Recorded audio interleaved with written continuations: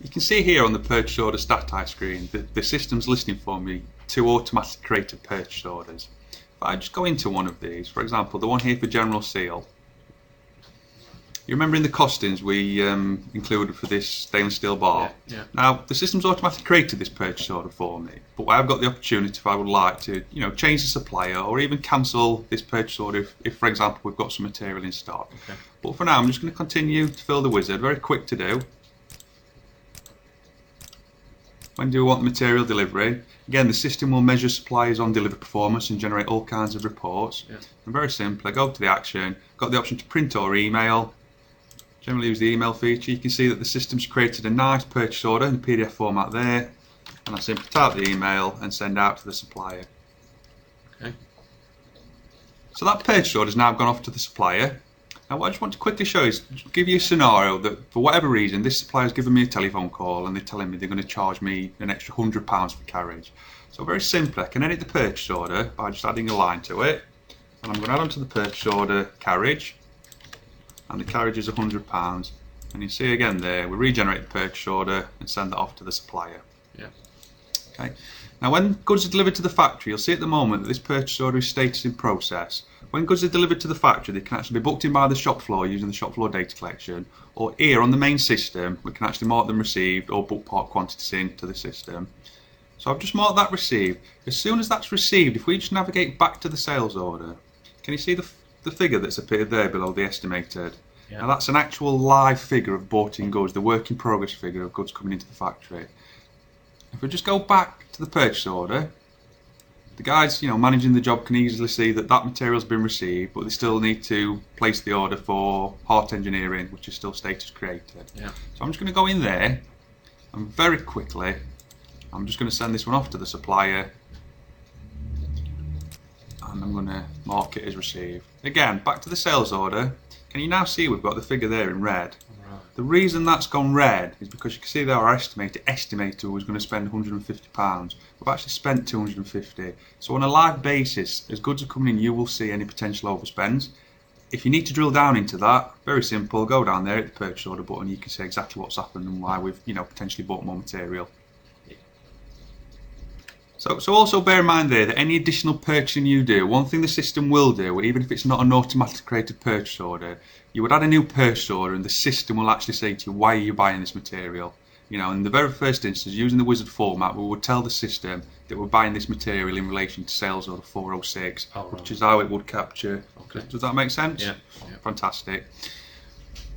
Obviously the purchase order can be used outside of direct purchase jobs. You might want to buy pens, pencils, Your purchasing manager be looking at this on a daily basis and he can see the overview of all the purchasing that's happening in the factory. Okay. Your production manager might only be interested in what's happening in relation to this job. Yeah. So the system is very flexible in terms of that. Right. Okay. The system has also now generated the works order, the instruction to our shop floor, including job cards and things like that. As you can see, there's actually 2 lines on this sales order, yeah, of which both states are created at the moment. Yeah. If I just navigate down to the works order there, the red button at the bottom, you can see the system's listening to me, the 2 works orders relating to this job. There is the opportunity to group these together and manage it as one job, but for this I'll just show you how I would manage one of them. Okay. So if I just go into this, you can see there that it's generated the instruction effectively for the shop floor. And you can see there, look, no duplication. In the costings we put in there the fabrication and welding, we estimated 6 hours. And also the inspection there, 1 hour and 55 minutes. Yeah. If I just pop this into edit mode, what the system's asking me to think about is just give it some information so it can generate some, give you a little bit of feedback on the schedule. Yeah. So actually on this operation here, the fabrication and welding, I'm going to tell the system that I want to get that done for the 27th. Yeah. And just below there, I want to get this operation done for the 30th. It now allows me to print the job card. So on the left hand side there, I just print the job card. And effectively printing the job card will put this works order into process. And you can see there we get a nice job card for the shop floor. Most people tend to staple the drawing to this, and this is how it's issued to the shop floor. Yeah. Yeah. The quantity of parts that we're going to manufacture and the operations. You can add information to this at this stage which will update the job card. So if you just keep a note of that, I'm just going to navigate away from that slightly and just give you a brief explanation of the shop floor data collection. It does tie directly into this. Is recording actual cost of interest to you, times on jobs? Well, At the moment, it's a manual process, so it's hard work. But it'd be nice if we could automate that. So what you do is the guys write in a little book how many hours they've spent on each job, I and have you to tot them up and put them against the job on a spreadsheet. Yeah. Brilliant. I mean, what I'm going to show you now, I hope will really highlight how you can save a massive amount of time on that. Okay. So if I just close that 1 second. So the shop floor data collection is used for two things. It's A, for recording, who's doing what and what jobs they're working on, but it's also used for time and attendance. So I don't know if you're using a clocking in and out machine, but again, it will replace that. Yeah. So if you just keep your eye on the personnel there. Now this shop floor data collection can be used on any web-enabled device, so that could be a smartphone, tablet, PC. Most StatEye customers tend to use the very inexpensive cheap tablets. I think they're about £28 now off Amazon. Right. So what would happen for this? The guys would come in the morning to the factory, they'd press the letter A, press their name. We keep it very simple for the shop floor, and you can see there I've got one option at the moment. That's the only option I need because I'm not clocked in. I need the clock in button. Okay. Now back on the main system, what you would see, if I just quickly let that refresh between screens, you'll see a 1 that's appeared on personnel. Yeah. Click on the 1, and what you can see there is that Mark Kemp clocked into the factory today at 10:36. So come the end of the week, your accounts can actually see that Mark Kemp worked 40 hours last week, and that's his pay for last week. Yeah. Okay. Now, as I said, it's also used for capturing information on the job. So again, another scenario I'll give you is that I'll say that you're my manager. And what you've asked me to do is, this particular job that we was looking at is go and work on this job. Okay, and you can see that it's works order 680. So what I now do I go back to the shop floor data collection, press the letter A, Mark Kemp. I'm clocked in the factory, so I've got much more options. I press the works order button. It displays to me all the works orders that we've got in process on the system. Start the operation, and you can see there the 2 operations that have been set on this particular job. I press that, and I now go off and start working on the job. Yeah. Okay. So we now go back to the main system, and what you can see, if we just go to personnel, if we just go in there, on the time and attendance, you can see that Mark Kemp came into the factory at 10:36, and he started working on this particular operation on this job at 10:36. Yeah. It's very good actually, we're straight onto it. Yeah. Go back to the works order, and if we just update now, you see that works order is in process. Yeah. If you go into there, you can see that this actual operation has now gone to status live. And to the right there, you can see it's recording that Mark Kemp started working at 10:36. Yeah. Okay. Now, where this is really effective is rather than people saying at the end of the job and finding out it took too long, can you see the cost there? Look at 34 pence. It's recorded on a live basis. Right. And again, just navigate back to the relative sales order. You can see now, look, that is 60 pence. Okay. So you're not going to find out, sat down with a pile of paper that the job went over. You're going to know as soon as it's over and be able to, get down there on the shop floor and take some action effectively. Does that? Yeah, we sometimes give one job to 3 or 4 guys if we've got time commitments. How does the system tackle that? Yeah, okay, no problem at all. I mean, what would happen? The system's very flexible. So, for example, you can see there we've just got the one guy, Mark Kemp, working on it. Yeah. You could actually have 3 guys clocked onto the same job, the same operation. Obviously, if there was 3 guys clocked onto that, for an hour, it would just record 3 hours worth of cost. Right. Likewise, something that's very useful if your employees, you might have one guy that's actually working on 2 jobs. What it would show on his personal is that he's actually very efficient. So, Right. So when you generate a report on that person for Monday, it might say he was clocked into the factory for 8 hours, but he actually achieved 12 hours worth of work. Okay. In an ideal situation. Yeah. The shop floor data collection can also be used for, so the functionality on the shop floor data collection, it can be used for the guys clocking on and off the jobs, clocking in and out and generating time and attendance reports, booking in purchase orders, and also taking stock from jobs. What if I want to add an operation to this job? Yeah, let's say they need deburring or something like that. Brilliant question. I mean, one thing I showed you on this when we actually did this original inquiry, we set up all the instructions. Yes. If you recall, I also showed you how to just do a budget cost. In that instance, that planning that we'd done the inquiry would be left to do on this works order. Okay. So very simple there. Look, if this was a works order that didn't have the information as how this job was going to be done, we could actually sit down and do the planning at this point in time. So you can see I've put it in edit mode there. Yeah. And you can see there, look at the bottom, I can actually add how we're going to do the jobs. Right. So again, it might be that we've decided we need some extra labour on this job, or we're going to do something on our laser cutting machine. And again there, look, I just select from the operations, when do I want to get it done, and how much time do I think I'm going to allow for it. I'm going to put 3 hours. And you can see there, look, if I just regenerate the job card, and you can see I've added that there. just quickly go back.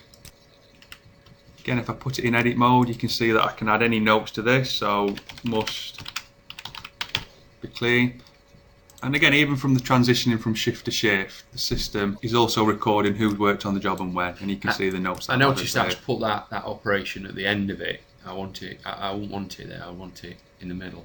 Yeah, again, from a planning point of view, you can see there that we've got the operations laid out in this particular order.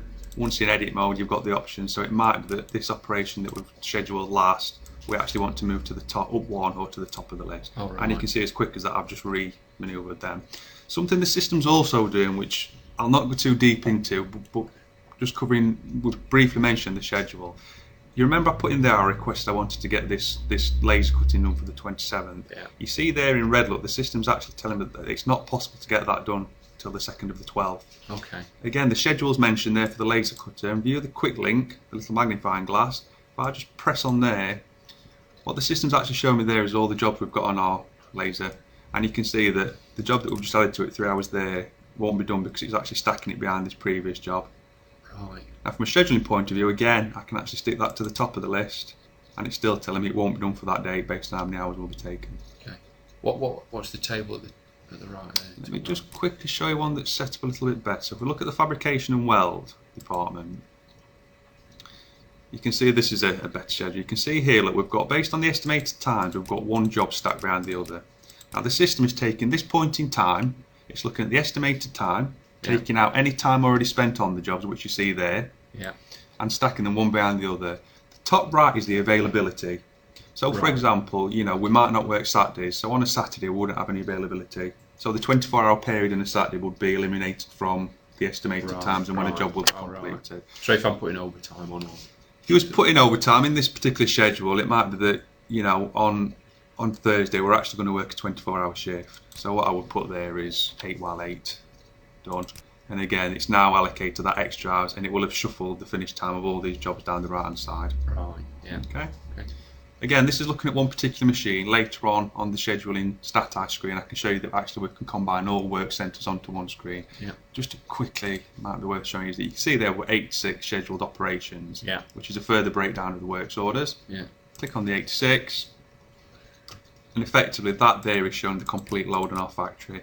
And at the moment, you can see we've got estimated there at the bottom there 5,108 hours. Of which we're 543 hours into this work based on what time people have spent working on these jobs. I presume I can look at just one machine. Again, all filterable, so if we want to put it in equipment order, and you can see there, look, we've got the Bystronic water jet. If I just double click onto there, you know, I can go into and look at the schedule specific to that machine. Right.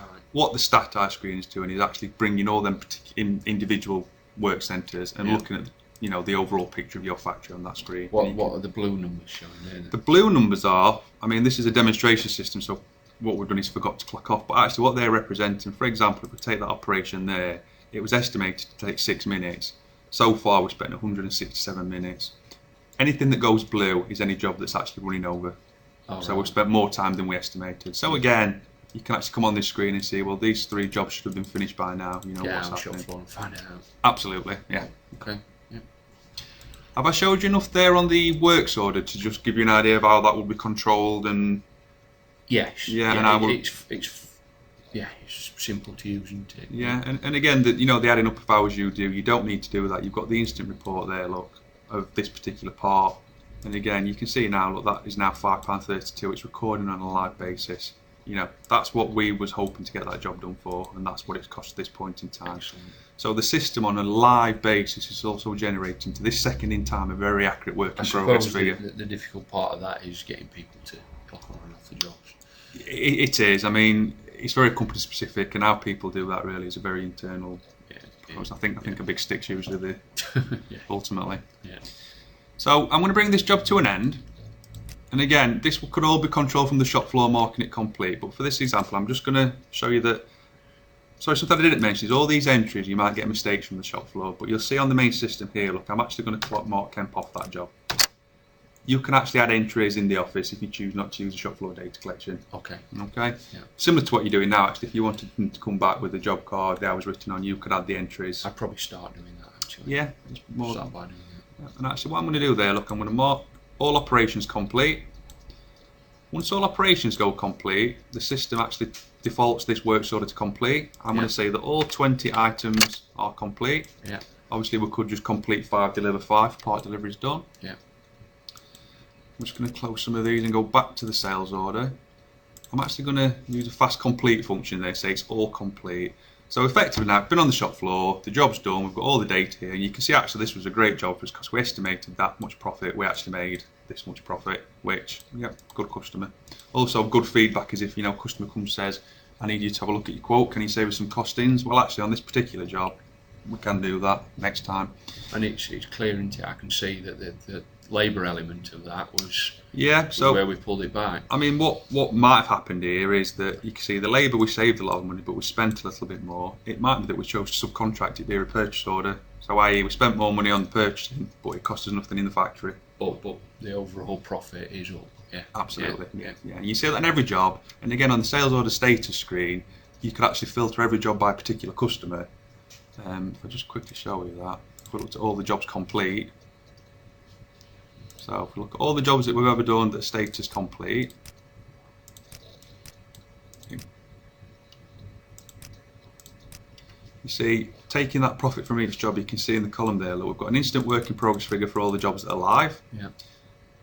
On the actual profit there, look, you can see how much profit we made in each and every job. Right. Now, where that's very useful is you can see, for example, we actually lost just over £2,000 on that job. Yeah. But if this was one customer, we'd actually look at that job and say, well, looking at the totals at the moment, the fact we lost £2,000 on that job, you know, over this period last year, yeah, we actually made, you know, 145,000. So losing money on that job is not such an issue to keep working with this customer.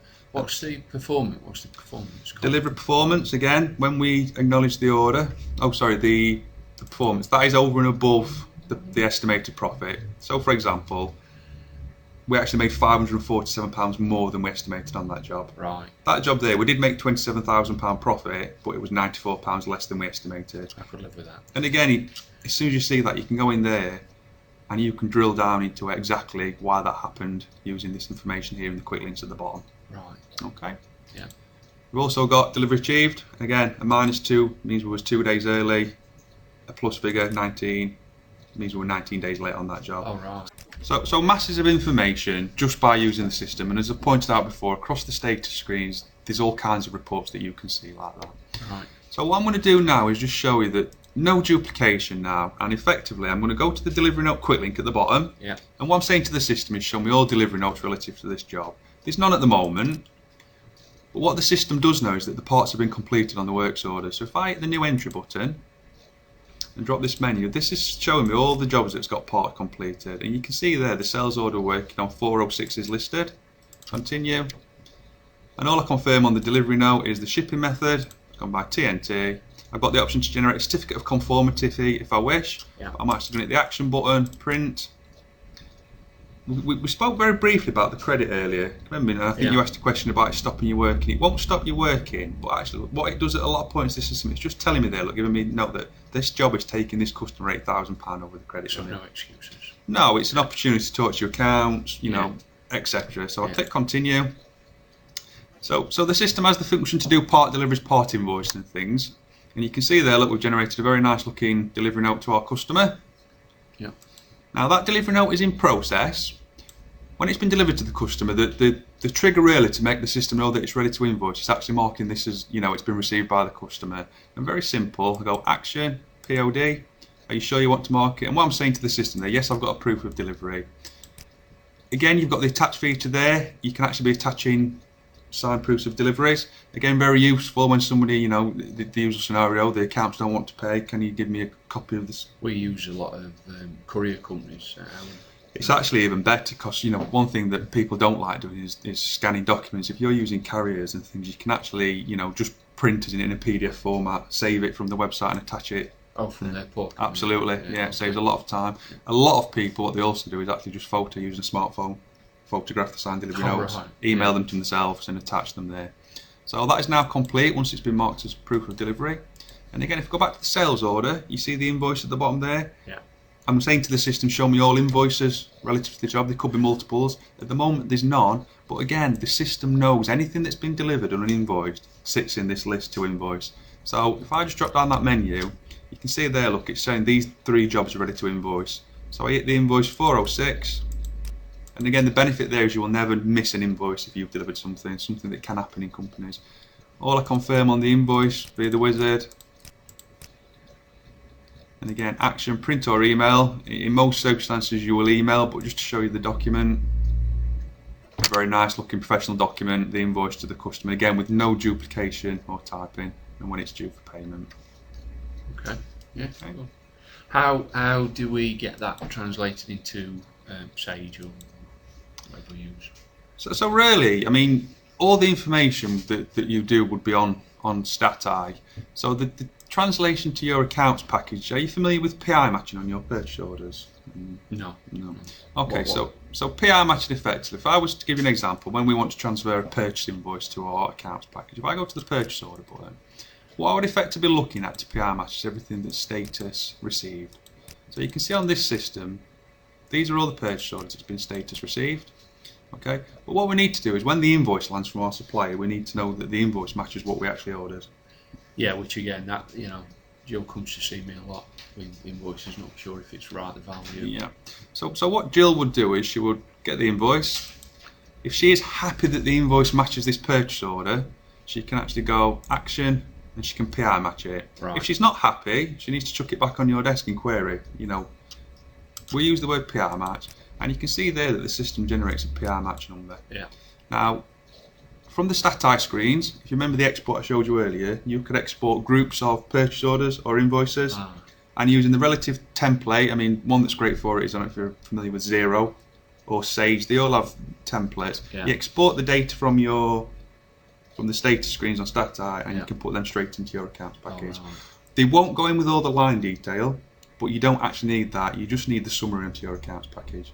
Something that we work with people. I suppose you do. You just want a statement, don't you? You just want to send a statement. Absolutely. So if your customer or supplier talks about a particular invoice, all they need really to know is the overall value and the number, in this instance 120, that would tie your accounts package direct to this system. If you wanted to actually look at the detail, you would come to this system and look at who ordered it, when, how much, etc., the individual items on that order. Okay. And it's a similar process for the invoices. Yeah. Now, just quickly before I wrap this up, what I wanted to show you, I've spoken a lot about traceability. Now, if I get rid of all this, it might be on that particular invoice the customer wants to talk about. And so if I just list the invoices, and the job we run through this system, it might be that the customer wants to talk about invoice 341. Yeah. But if I go into invoice 341, what I can do on the system now, can you see I've got the delivery note reference? I can very quickly get to the delivery note, see when it was delivered, who it was signed by. Yeah. Okay. I might want to look at the actual order, so go to the sales order. Once I get back to the sales order, I can actually look at who quoted the job. I can look at all the bought-in goods, if there was a problem with materials or anything. And again, customers often, they might ask for a material test cert. If my staff have done the job properly in that purchase order there, where we bought the material from, I should actually be able to go in there and see that I've even got the material test cert attached there. You get asked for that a lot, actually. And again, you ring your suppliers hunting round. And then what I'm trying to show you there, that is all just from the invoice number of that job. I can get back to any part of it, I can even go to the works order if there's an issue with quality, and I can see which ones of my guys were working on the job. Yeah. So Mark, there's quite a bit more to the system in terms of the inventory and the scheduling. We tend to stop at this stage just to let people absorb that, maybe go away and come back and ask questions. I think you've covered the basics for me. The only one that I'm curious about is the diary. How does that fit into the system? Okay. Now, in conjunction with the customers and suppliers, the diary really forms this part of the system up. We don't like to use the word CRM, but it forms the CRM side of the system. Yeah. Now, if I just give you a demonstration of that, you can see the indicators on the dashboard are relative to me as the user. But it might be that, for example, chasing up an invoice. Let's say, I'll just give you an example of this particular invoice. And we'll choose this one here for Apple Technology. So it's invoice 318. Now, it might be that I'm having trouble chasing payment for this and I want to keep some notes on it. Yeah. Okay. So it's invoice 318. So if I just go back to the dashboard, go to the diary entry. Yeah. And new entry. Yeah. And it's relative to a customer. Again, forming part of the CRM, all contact is captured. Yeah. So the customer is Apple Technology. It's relative to an invoice, and it was invoice 318. Okay. Continue. Now, what I'm going to do now, date action, So once I put this date action, that's when it will go red on my dashboard. Yeah. And actually anybody else that I want to be included in this conversation, Yeah. hit the 30, and I might put there, chase, payment, no, joy. Yeah. But I actually also want my managing director, finance director Danielle, to be involved in this. Okay. And I click done. Okay. So on the dashboard, it's a call to action now. I can hit the 15, Yeah. and I can see that they're the diaries relative to me. Yeah. If anybody also goes into that particular invoice now, can you see there's one diary, one and one? Yeah. So what might happen is Danielle might actually go in there, because she will be included in this, and she would put there, add a note to this, must try harder. Yeah. And she leaves that note in there. So between internal communication, you get these notes. If anybody goes into the invoice, you get the notes relative to this, and this could be an inquiry, sales order, any part of the system. Communication with customers. But furthermore, because it's relative to a customer, if you go into the customer database, and if we just look for Apple technology, you can actually see that regardless of what part, we've actually got 26 diary entries at the side of that customer. So we're seeing everything, all the communication with that customer as well. It's pulling it all together regardless of what part of the system it is. Okay. Now a really great feature internally is on that diary entry, you might notice that people can tick themselves out of the diary. Yeah. But only the actual user can tick themselves out. So if you put a message on there for a colleague, they can never say they didn't see that message. Right. I didn't get the email scenario. Can't happen on this, because A, they will get the indication on the dashboard, and to get rid of that indication on the dashboard, you can see I can tick myself out of this diary.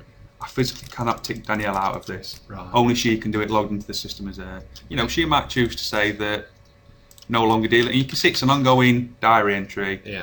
And then she could also put in there, Mark Thornhill now needs to be involved in this. I mean, in its simplest term, you might be arranging a drink for a colleague on a Friday night, and you want to send a message to all your staff that, leaving party for Barry. Okay. Yeah? Yeah. Okay. Summary of the inventory. I mean, we can control all stock materials there, all inventory items. We can actually make to stock as well as, control bought in stock. Yeah. The system will create demand and notify you when stock levels fall under what's currently required.